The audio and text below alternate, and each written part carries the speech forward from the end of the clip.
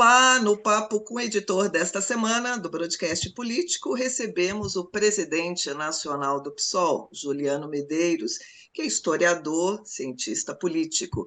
Comigo, direto de Brasília, a repórter Sofia Guiar e na técnica da TV Estadão, Cláudio da Luz. Agradeço a presença de todos. Juliano, muito obrigado por aceitar o nosso convite.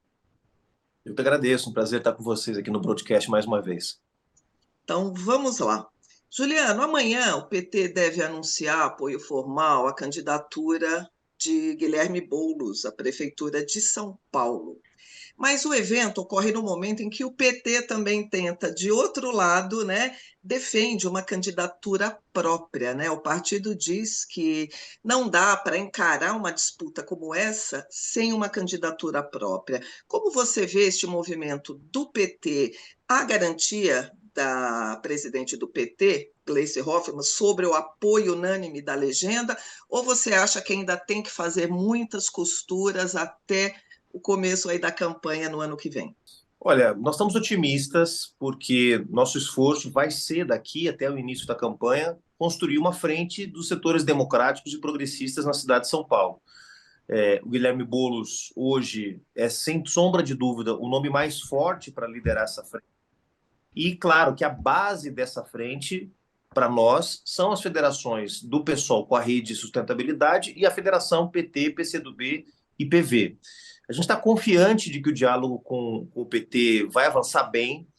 Amanhã há esse evento, que é o Congresso das Zonais do PT, e nesse evento nós temos a informação de que o PT vai aprovar uma orientação de construção dessa frente, de construção dessa unidade, e aí nós vamos ter, a partir daí, tempo para ir acomodando aí todos os interesses dos diversos setores do PT, do PSOL, que, obviamente, numa eleição vão tentar buscar eleger seus vereadores, vão tentar eleger suas lideranças, tudo a partir de uma base programática, de uma base política de mudança para São Paulo. Então, eu estou otimista, acredito que amanhã é um primeiro passo importante para que a gente possa ir avançando na construção dessa unidade. Não tenho nenhuma preocupação em relação a eventuais resistências, porque nós temos tempo para ir superando essas dificuldades. Nós estamos a 1 ano do início da eleição ainda, então nós temos tempo suficiente para poder ir resolvendo, aparando essas arestas e construindo a unidade que a gente quer para São Paulo. Uhum. Bom, presidente, bom dia. Obrigado por aceitar nosso convite para a entrevista. Bom, em meio a essa disputa na Prefeitura de São Paulo, que até o momento tende a ser entre o Guilherme Boulos e o atual prefeito Ricardo Nunes, o senhor acha que o presidente Luiz Inácio Lula da Silva deve entrar também no debate municipal e participar ativamente dessa disputa? Como que estão essas conversas em relação à participação do presidente na disputa? O presidente Lula, antes de mais nada, é líder de um partido político, que é o PT, e uma vez que o PT faça parte de uma frente das esquerdas, que é o que a gente está buscando construir em São Paulo, eu não tenho dúvida de que ele vai se envolver. Agora, claro que a prioridade do presidente é cuidar do Brasil, é cuidar das políticas de reconstrução do Brasil que ele tem tocado desde que assumiu. E óbvio que a participação dele na eleição vai ser mediada pelas suas obrigações como presidente, mas eu estou confiante que o presidente vai se envolver sim. Há um carinho muito grande do presidente em relação ao Guilherme Boulos. O presidente entende que a eleição em São Paulo é uma eleição importante para o que vem no final do seu governo, nos 2 anos seguintes à eleição municipal. De alguma forma, é uma espécie de termômetro também da situação nacional. As eleições municipais costumam ser um termômetro, e esse termômetro ele fica mais evidente na cidade de São Paulo, que é a maior cidade do país, mais de 2 milhões de habitantes. Então, eu tenho uma expectativa de que não só o presidente Lula, como outras lideranças importantes deste campo democrático, de esquerda e centro-esquerda, se envolvam com a campanha, mas, como eu disse, ainda falta 1 ano para a campanha, a gente vai ter tempo para poder pensar quais são as contribuições que cada uma dessas lideranças pode dar. Você pega o caso, por exemplo, da Rede de Sustentabilidade, que tem a ministra Marina Silva, com uma liderança muito importante. Óbvio, nós vamos querer a ministra Marina Silva contribuindo com a nossa campanha. Nós temos no PCdoB a ministra Luciana Santos, nós temos, ou seja, nos partidos que a gente quer construir nessa frente, há lideranças importantes. Nós vamos tentar ver como é que cada uma delas pode colaborar, mas isso ainda temos tempo para pensar, temos tempo para para ir amadurecendo, né? Ainda falta muito para a campanha, mas a gente tem expectativa assim de que essas lideranças possam estar conosco ajudando a construir um projeto de mudança para São Paulo. Juliano, a gente vê um gap hoje. Hoje ainda o país anda muito dividido entre esquerda, né, representado aí pelas forças que se uniram em torno de Lula, e a direita, né, que ainda o Bolsonaro, mesmo inelegível, ainda continua aí, né, dando as cartas, diríamos assim, né? Tem muitos aí, o próprio Nunes em conversação com o Bolsonaro. E aí agora a gente vê o Lula levar o centrão para o governo, né? A questão da governabilidade, né? Ninguém governa também sem o centro, né? É o que todos dizem, inclusive o Lula, né, vem mostrando isso como um dos grandes articuladores políticos deste país. Na campanha municipal, você acha que vai ficar o cenário muito polarizado, Boulos de um lado, o atual prefeito do outro, e essas forças de centro? Você acha que elas podem também se agregar à campanha de Boulos, né? Um centrão, por exemplo, os partidos. A gente vê o PSDB esfacelado hoje, né? O que é o PSDB que governou São Paulo por anos e anos, né? Fez prefeitos. Como é que você vê essa questão na campanha municipal do ano que vem? Vocês estariam abertos a essas forças também, diríamos assim, né? Mais do centrão? Olha, a nossa prioridade nesse momento é, como eu já disse, unir as forças de esquerda e centro-esquerda, aquelas forças que tiveram no núcleo inicial da campanha do presidente Lula, né, que foram o PSB, o PT, PCdoB, PV, PSOL, Rede, Sustentabilidade, né, tentar agregar esses partidos que têm mais identidade política, programática. Claro que numa campanha como a campanha de São Paulo, nós vamos tentar agregar o máximo de forças sociais, políticas, para poder chegar à vitória. Agora, a nossa prioridade vai ser apresentar um programa para a cidade, né? Quer dizer, enfrentar os problemas que São Paulo tem demonstrado. Se na construção desse programa, dessas saídas, dessa plataforma, houver setores partidários ou sociais, porque nem sempre são setores partidários, são setores sociais que não sejam identificados claramente como de esquerda, mas que compartilhem do nosso esforço de reconstruir a cidade de São Paulo, de colocar ela a serviço de um projeto mais justo, mais igualitário, de combate às desigualdades, certamente a gente vai avaliar caso a caso, né? Eu não tenho expectativa que a nossa aliança tenha o apoio dos velhos políticos que ajudaram São Paulo a chegar no ponto que chegou nesse momento. Há muitos partidos hoje que estão com o prefeito Ricardo Nunes, que tiveram com o Bolsonaro, que eu tenho certeza que não vão apoiar um projeto de mudança, né? Agora, nós vamos estar abertos para discutir com os diversos setores sociais e partidários que estejam de acordo com um programa, com uma orientação política de mudança para a cidade de São Paulo, né? O Ricardo Nunes, ele tem feito um movimento de aproximação do Bolsonaro. Isso para a gente é evidente. Mesmo que almoça, janta com o Bolsonaro, no dia seguinte diz que não tem nada a ver, que não conhece, que nunca ouviu falar, mas para mim está claro que o Ricardo Nunes busca ser o representante do Bolsonaro, do bolsonarismo e da extrema-direita em São Paulo, né? E tenta, ao mesmo tempo, assim como o Bolsonaro também tentou na eleição, manter o centrão perto dele, manter o centro perto dele, né? Ou seja, o Ricardo Nunes quer ser o representante dessas forças mais conservadoras. Nós queremos ser os representantes da mudança. O Guilherme Boulos vai ser o porta-voz da mudança, vai ser o porta-voz de um projeto alternativo. Eu acho muito difícil que nesse contexto de polarização, essas forças mais identificadas com o projeto do Ricardo Nunes tenham algum espaço de diálogo com a nossa candidatura. Juliano, antes da Sofia fazer a pergunta, eu queria só um adendo. Qual deve ser o grande mote desta campanha? A gente vê que São Paulo, vários problemas, questão ruas esburacadas, segurança, né? Parece que a prefeitura não tem uma zeladoria, diríamos assim, né? Falta realmente um zelador, falta realmente um cuidado, é o que todo mundo tem reclamado. Qual você acha que vai ser a grande pegada, o grande mote desta campanha? Como convencer, né, os cidadãos, as pessoas a votarem no projeto de vocês? Qual vai ser o grande chamariz? Você tem toda a razão, primeiro, no diagnóstico, né? A cidade ela está passando por um momento de crise, né? Seja por fenômenos como, por exemplo, o aumento exponencial de moradores de rua, de pessoas em situação de rua, a crise na Cracolândia que se torna cada dia mais grave, o abandono da zeladoria, das ruas, dos serviços públicos em geral, né? A fila nos atendimentos na saúde, saiu uma reportagem, se não me engano, do próprio Estadão essa semana, mostrando a fila nos atendimentos de média e alta complexidade, que é um recorde na cidade de São Paulo. Então, tudo numa cidade rica, numa cidade que tem hoje 36 bilhões de reais em caixa, além do orçamento regular da cidade, que foi de 100 bilhões no ano de 2023. Então, nada justifica, senão um cálculo cruel de segurar, represar os investimentos, represar o adequado financiamento dos serviços públicos para, no ano da eleição, abrir a torneira, como se diz no popular. Então, só isso que justifica o que o Ricardo Nunes está fazendo. Nós vamos, obviamente, fazer pesquisa, analisar também um pouco do clima, do ambiente na opinião pública da cidade para definir nossas prioridades. Agora, nós, como um partido democrático, de esquerda, sempre vamos ter como um dos nossos eixos estruturantes o tema da desigualdade social, que em São Paulo é gritante. Você tem bairros em São Paulo com índices de desenvolvimento humano comparáveis aos países europeus, a Holanda, a França, a Itália, e você tem bairros em São Paulo com índices de desenvolvimento humano equivalentes a países da África. A diferença na expectativa de vida chega a quase 30 anos entre os bairros mais ricos e os bairros mais pobres de São Paulo. Isso é um problema gritante.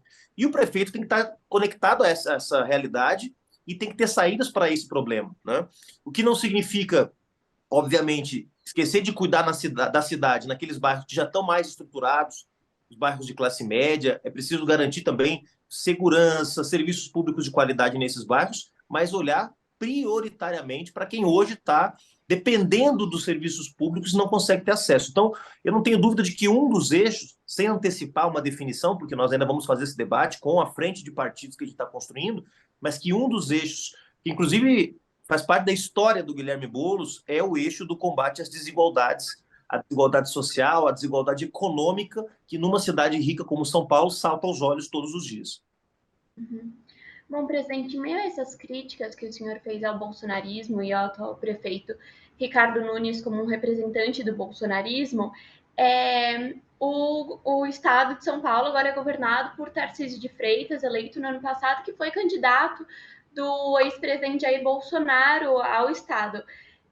Como que o senhor vê? Há um possível diálogo entre Guilherme Boulos e Tarcísio já nesse período pré-eleitoral? De olho nas eleições, já está sendo construído um diálogo, até porque, caso Guilherme Boulos vença as eleições, vai ter que ter um diálogo próximo entre os dois para se construir uma frente em prol da cidade de São Paulo. E ainda nesse aspecto, também está sendo ventilado uma possível chapa entre a Guilherme Boulos e a atual esposa do ministro da Fazenda, Fernando Haddad, a Ana Estela Haddad.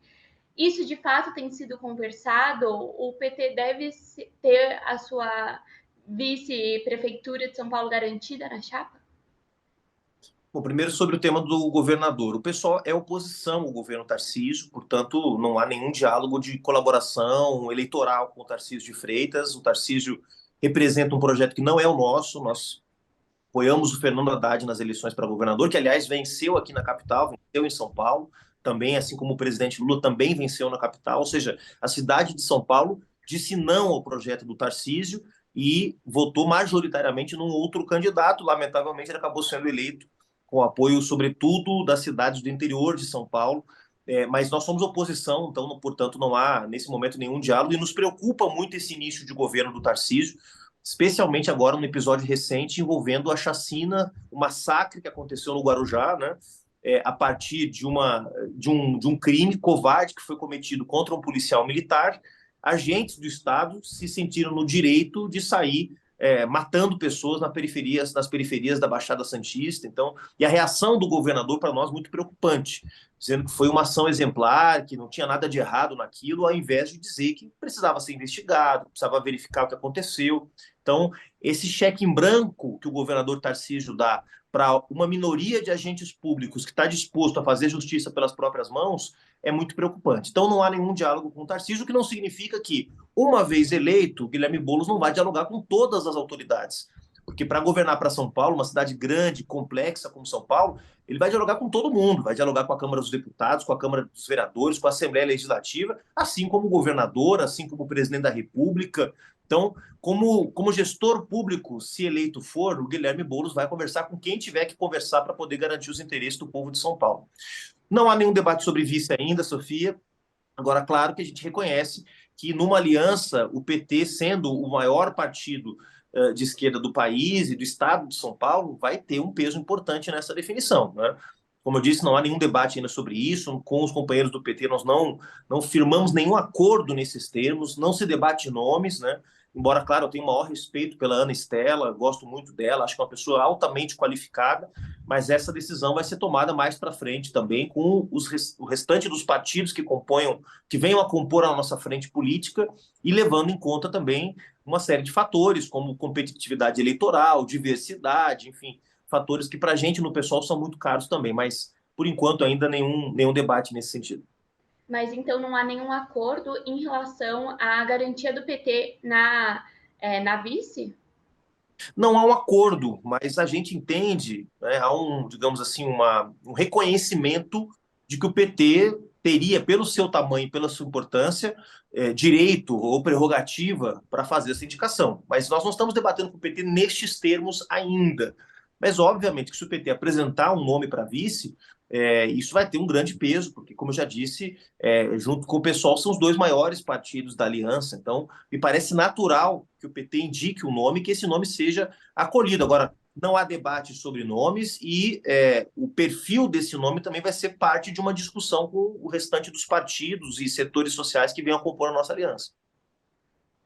Juliano, falando um pouquinho de temas nacionais, a gente está vivendo aí uma reforma ministerial, como eu já falei, o presidente Lula abrindo espaço para o Centrão no seu governo, PP, republicanos, né, para governabilidade, para aprovar os projetos aí no Congresso.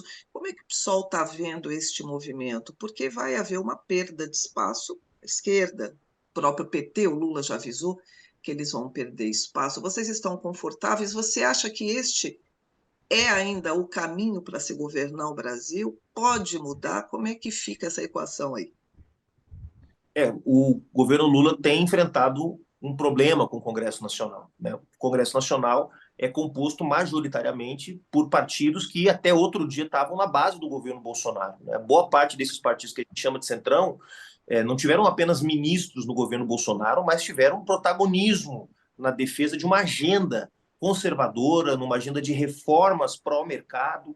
Então, evidentemente, a maior parte do Congresso Nacional não está alinhado ao programa que venceu as eleições para a presidência da República. Nosso programa é um programa de indução do desenvolvimento, é um programa de ampliação dos direitos sociais, de pensar o gasto público como investimento, né, e não só como dispêndio de recursos, etc. Então, o Centrão tem mais identidade, mais alinhamento com posições mais conservadoras do que posições mais progressistas. Isso é um problema real, tem trazido dificuldades para a nossa coalizão, para o nosso governo no Congresso Nacional. De modo que eu entendo a necessidade de diálogo, de conversar, eventualmente de contemplar algumas lideranças partidárias que não estiveram conosco na eleição, mas que queiram apoiar o governo. Agora, para nós do PSOL, o mais importante é que se preserve e se cumpra o programa que foi eleito. Se uma aliança com o Centrão vier acompanhada de uma renúncia às promessas de campanha do presidente Lula, isso seria um erro imperdoável.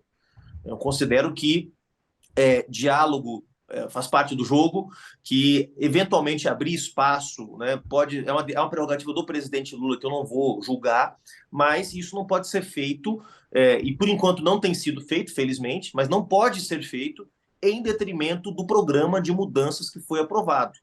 Então, o PSOL reivindica o programa que foi eleito pelo povo brasileiro em outubro do ano passado e quer ver esse programa sendo cumprido, né? E avalia que qualquer negociação com agentes externos que não tiveram na nossa coligação desde o começo, seja partidos, seja setores sociais, empresariais, qualquer diálogo tem que estar subordinado ao cumprimento desse programa. Para nós é o mais importante, para não promover, como já aconteceu no passado, uma desilusão nos eleitores que escolheram um projeto, como já aconteceu no passado, votar num projeto de desenvolvimento nacional, geração de emprego, e ter no dia seguinte um ajuste fiscal, um arroxo nas políticas sociais. Isso seria um estelionato eleitoral que eu acredito que o presidente Lula não vai promover e que nós temos que ter o máximo cuidado para não ser interpretado qualquer tipo de aliança como um abandono do programa que foi vitorioso nas urnas. Mas com a situação, né, óbvio, estão se aprovando muitas coisas, aí a gente está vendo aí o Haddad, né, como ministro, né, fazendo passar até a reforma tributária, né, eu estava falando para os meninos, acho que a Sofia não tinha nem nascido, eu já cobri, quando eu trabalhei em Brasília, a reforma tributária era ali, né, era uma coisa utópica, e a gente vê que está passando, mas a gente conhece também, né, Juliano, você como conhecedor, você como cientista político que estuda, que sabe, a gente vê que o Centrão é muito agressivo. Quer dizer, você dá a mão, ele vai querer o braço. Você cede um pedaço do braço, ele quer o corpo inteiro. Você acha que esse preço, né, da entrada dele pode ficar um tanto caro? Você teme, como você falou, que possa haver aí que o programa, né, que o Lula foi eleito, que as forças que votaram nele possa ser um tanto contaminado, porque o apetite do Centrão é imenso. E você conhece isso como ninguém, né? Como estudioso. Você teme, como é que você acha que vai ficar aí a questão? Eu acho que é fundamental redobrar cuidados, tá? Porque, de fato, como eu disse, o Centrão não fez parte da nossa aliança e até outro dia era a base do governo Bolsonaro, né? Não por outra razão, o PSOL lançou uma candidatura, por exemplo, à presidência da Câmara ao invés de apoiar o Arthur Lira. Nós não vimos como algo positivo que o Lira fosse eleito com 469 votos, quer dizer, foi um recorde, nenhum presidente da Câmara foi eleito com tantos votos. Isso empoderou muito o Lira, empoderou muito o Centrão e mantém uma certa faca no pescoço permanentemente do governo. Eu acho que isso não é bom para a democracia brasileira, não é bom para o país e, como você disse, cobra um preço alto. Bom, eu confio, obviamente, nas décadas de experiência do governo do presidente Lula para poder ir administrando essa situação, né, e ir fazendo as concessões na medida do que seja estritamente necessário para poder fazer avançar a agenda do governo. Agora, nós somos um aliado que é um tipo de aliado um pouco chato, que não é aliado que dá cheque em branco para ninguém. Nós somos um aliado que vai cobrar, vai fiscalizar. Se a gente perceber que há algum tipo de concessão que está sendo feita que possa comprometer o programa eleito nas urnas, nós vamos marcar de perto, nós vamos marcar de cima, porque o nosso tipo de apoio não é um apoio feito de graça, é um apoio feito em compromisso com o programa que nós apoiamos lá atrás. Então, justamente nessa perspectiva, o PSOL ele se posicionou contra o governo do presidente Lula em algumas votações importantes no Congresso, como o arcabouço fiscal. Nessa votação, o PL de Bolsonaro, por exemplo, teve 1/3 de seu partido a favor do novo marco fiscal. Porque, apesar de o partido ser base do governo, alguns parlamentares de fato votam ao contrário. O senhor falou de um programa que não é feito um apoio de graça. Mas, nesse sentido, votando contra algumas matérias essenciais para o governo Lula, como foi o arcabouço fiscal, isso de fato pode ser considerado uma aprovação à gestão Lula? Não, Sofia, primeiro uma pequena correção. A única matéria importante que nós votamos contra foi o arcabouço. Então não foram várias matérias. A única em que o pessoal realmente tirou uma posição partidária. Reforma tributária nós votamos a favor. O MP da Minha Casa Minha Vida nós votamos a favor. MP do Mais Médicos votamos a favor. Quer dizer, as medidas estruturantes do governo nesse primeiro semestre, a imensa maioria delas o pessoal apoiou. Nós temos um índice de alinhamento com o governo que está na casa de 80%. Então, quer dizer, de cada 5 matérias que chegam, não do governo, mas com orientação favorável do governo, que é importante diferenciar, né? Há matérias que são enviadas pelo governo e há matérias que estão na Câmara dos Deputados, ou que são do governo anterior, ou que são da própria Câmara, que o governo orienta, sim ou não. Então, nesta média de medidas que vêm do governo e medidas que o governo orienta a favor, de cada 5, o pessoal vota em 4. Então, é um índice digamos, fidelidade nas votações do Congresso bastante alto. Tá? Então, primeiro, deixar isso claro. Segundo, que nós dialogamos com o presidente Lula, dialogamos com o ministro Fernando Haddad em relação ao arcabouço. Deixamos claro que a gente tinha uma preocupação que o arcabouço pudesse trazer consequências negativas para o próprio governo e para o cumprimento do programa. Veja a nossa coerência em relação ao que eu acabei de dizer. Tudo que for uma ameaça ao programa que foi eleito nas eleições do ano passado, mesmo que venha do governo, nós vamos dialogar, vamos criticar e vamos disputar. No caso do arcabouço, está claro agora é preciso ter uma reforma tributária, não só de simplificação dos tributos, mas também de mudança da base tributária brasileira para aumentar a arrecadação. Por quê? Porque se não aumentar a arrecadação, os mecanismos que estão previstos no arcabouço podem promover um arroxo das políticas sociais. Por isso nós votamos contra. E votamos contra principalmente porque a proposta que veio do governo foi muito alterada pelo relator, que é do Centrão, lá na Câmara dos Deputados. Então, a proposta que acabou sendo votada era muito pior que a proposta que veio do governo.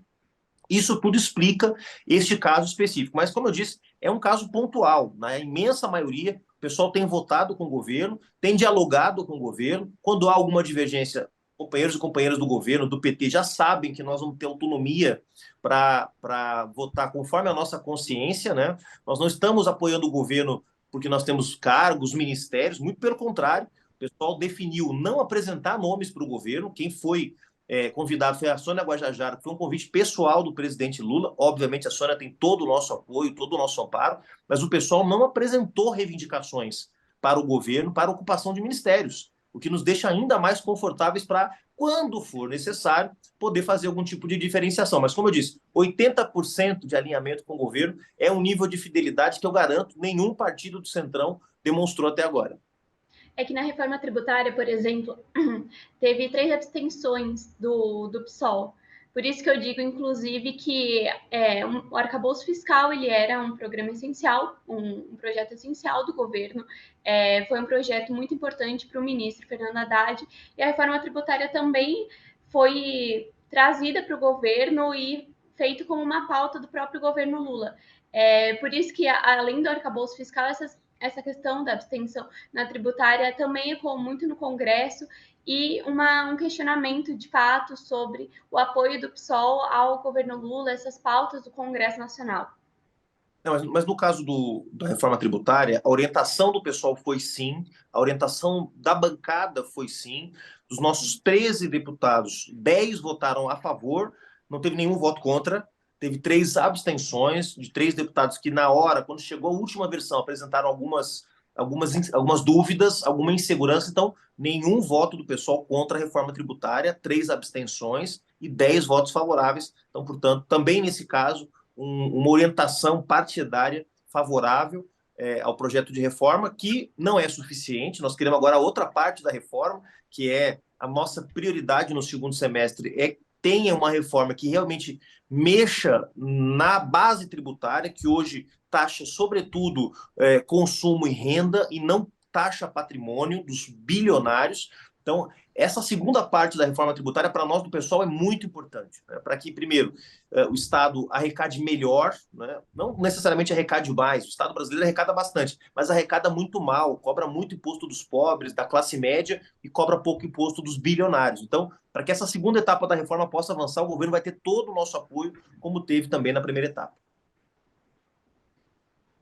Juliano, infelizmente o nosso tempo assim o papo tá tão bom, né? Mas já está chegando ao fim. Eu só queria encerrar voltando um pouco aí à questão municipal da disputa.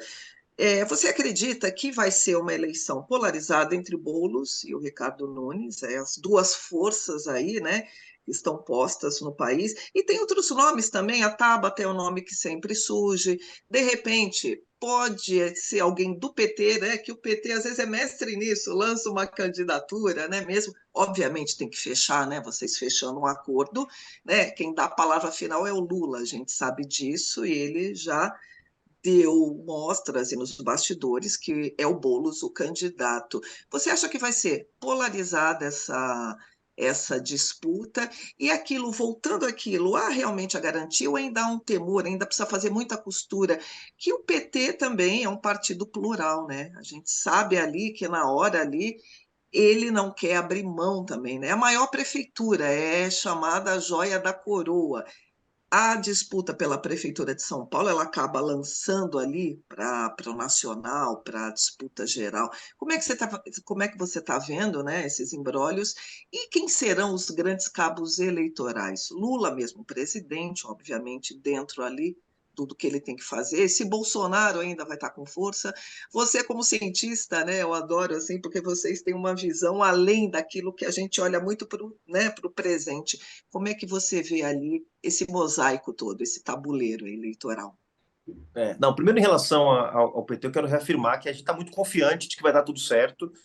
O diálogo tem acontecido com a direção nacional do PT, mas também com a direção municipal do PT, com os dirigentes aqui de São Paulo. Então, a imensa maioria deles tem trabalhado pela unidade. Então, eu estou bastante confiante de que a gente, a partir de amanhã, né, amanhã tem esse movimento, esse gesto importante do PT, eles devem apoiar, devem aprovar uma resolução a favor da unidade, né? E aí vamos começar a trabalhar, porque uma vez aprovado, não quer dizer que a unidade está pronta, né? Ela precisa ser construída, ela precisa ser conversada, mas eu estou bastante confiante de que o entendimento com o PT vai se consolidar ao longo dos próximos meses, tá? E claro que o presidente Lula vai ser um cabo eleitoral muito importante, não só ele, como eu mencionei, acho que tem outros apoios de dimensão nacional que são muito importantes, mas também de dimensão local. Eu gosto sempre de lembrar que nas eleições municipais, o apoio de uma bancada de vereadores expressiva é muito importante. O PT tem 8 vereadores e vereadoras na capital, o PSOL tem 5 ou 6, então também, aliás, tem 5, então também são bancadas grandes, essas bancadas vão ser muito importantes. A bancada de deputados federais e estaduais também do PT, PSOL, Rede, PCdoB também é muito expressiva. Porque, claro, a gente sempre pensa nos apoios nacionais, né, do presidente Lula, da ministra Marina Silva, do ministro Fernando Haddad, que vão ser apoios muito importantes. Mas, às vezes, esquece também que essas lideranças locais têm um papel muito importante. Eu acho que vão ser todos muito importantes na construção da nossa campanha. Agora, em relação ao que vai ser eleição, já até mais falando como cientista político do que como dirigente partidário, a eleição, nesse momento, ela está polarizada, não há dúvida de que há 2 candidaturas que despontam, né? A candidatura do Guilherme Boulos como principal nome da oposição e a candidatura do Ricardo Nunes, do prefeito de São Paulo, que vai tentar a sua reeleição e está tentando construir uma grande frente da direita, incluindo o bolsonarismo. Agora, é cedo para dizer se a eleição vai estar polarizada, porque isso tem a ver com fatores nacionais. Primeiro, como é que vai estar o bolsonarismo até lá? O Ricardo Nunes vai conseguir manter o Bolsonaro como seu aliado? Vai conseguir trazer o Tarcísio para sua chapa? Ou não, esse setor vai acabar tendo candidato, né? Assim como se especula muito, ou se especulava muito que o PT poderia não estar num acordo conosco, o que eu acho que está bastante resolvido. Bom, também se especula que o bolsonarismo não fique com o Ricardo Nunes até o final. O que vai acontecer do lado de lá, né? Então, é um pouco cedo para dizer se a eleição vai estar polarizada. Neste momento, o cenário é de polarização, mas acho que vão ter outros nomes até lá, né? Você mencionou a Tabata Amaral, hoje ela é uma pré-candidata do PSB, que é um partido importante, né? Tem todo o nosso respeito, né? Tem o Kim Kataguiri, tem outros nomes que são ventilados aí e que podem manter suas candidaturas até a eleição e podem ocupar um certo espaço aí, né? Então, eu acho que é um pouco cedo para dizer se a eleição vai ser polarizada, mas sem dúvida nenhuma, neste momento, a pré-campanha, pré-eleição, está bastante polarizada entre situação e oposição, digamos assim, sendo a oposição o principal nome, o nome do Guilherme Boulos. Tá certo. E numa campanha, numa eleição, né, Juliano? Tudo pode acontecer, né? Como você bem sabe, né? Não só como dirigente de partido, mas como cientista político. Juliano, infelizmente o nosso tempo chegou ao fim, né? Agradeço a sua participação no Papo com a Editora, agradeço Sofia Aguiar, minha companheira, entrevistando de Brasília, agradeço ao Cláudio da Luz, que está fazendo a nossa ponte remota, e também ao seu assessor, Fernando Buzian, um amigo querido aí, que está te assessorando. Obrigada a todos e continuem com a gente no Broadcast Político. Até mais.